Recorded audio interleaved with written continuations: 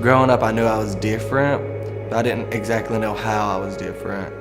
I didn't really know what was going on. It was scary because you don't really see this in Eastern Kentucky. You don't really hear about it, and if you ever heard about it, it's like someone's house getting burnt down because of it, or just something negative happening. When I was younger, I came from a family where anything LGBT was considered very taboo, very distasteful, and even as a child, even when I was very young, even kindergarten, I think, I knew that I was not the little girl that people made me out to be. There was something that was wrong with me, and I wasn't sure what it was. It was kind of stressful because I felt like my soul was almost kind of deformed, and I ended up hurting a lot of people and myself because of it, because I was just full of what's wrong with me? Why am I like this? When I was about 11, I was introduced to a preacher who really started helping me and being my friend and just someone being there for me that I could trust. I ended up going to his church camp and he molested and raped me. So all that progress I had made, coming to terms with who I was all set back. My parents were lesbians. I would hear things along the lines of, they're not fit to raise you, you're being raised by faggots, things along those lines. In the early 2000s, was very taboo, especially in the South. So, we had to be very careful. I didn't know if when it was safe to say that she was, my stepmom, and she was married to my mom. And so one time I called her my homeless aunt. So that was just the kind of climate that I was in, that I had to come up with such a ridiculous lie to cover up, something as simple as the truth. My family have kind of realized that there's no changing since I have been out for it'll be coming up on 5 years. And so they kind of just ignore it. I'm not invited to family gatherings anymore because they don't want me around their kids and stuff. I started using self-harm, which is obviously never okay, but it was what I had resorted to. And then I almost committed suicide. And then I was in an Outsports article that went international in less than an hour.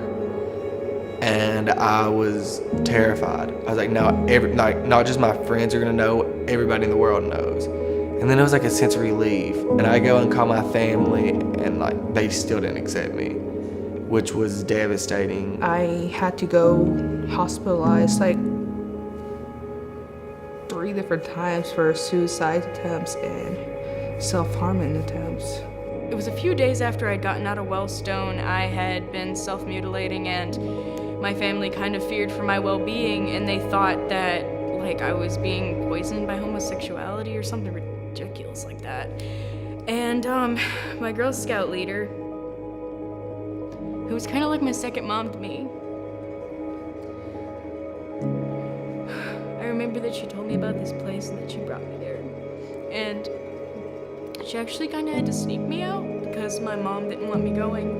And I remember the first time I was ever there, it felt like my entire life I had been in a box, kind of just in the darkness. And that was the first time I ever saw that I wasn't broken, that I wasn't deformed, and that there were other people, and that I just felt like I belonged. You got support. I'm here for you. You're amazing. You're the greatest thing ever. Don't make anybody make you feel like you should be dead and should belong here, because you do belong. You'll find your family. You'll find your safe spot within yourself. It may not be where you are now. You may be scared. You may be terrified.